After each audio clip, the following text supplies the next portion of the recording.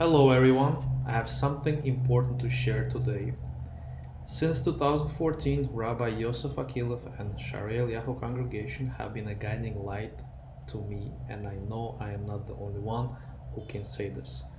Rabbi Akilov is one of those rare people who genuinely cares about everyone. Rabbi Akilov and Rebbitzin are working non-stop for our community and have brought thousands of people back to Judaism. Whether you're a kid who looks forward to seeing him or someone older that needs advice, he's always there for you.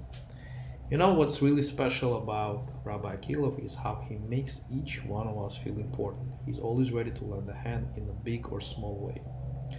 And let's not forget how much the kids love him. It's amazing to see how he connects with them, teaching them about life, kindness in the ways that really stick. Our community is so blessed and so lucky to have Rabbi Akilov in our lives.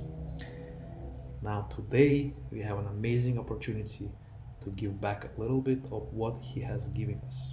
Sha'arei Eliyahu Synagogue, our second home, needs our support now more than ever. We're trying to rebuild it, but not just the building, but the spirit of the place where Rabbi Akilov does so much good.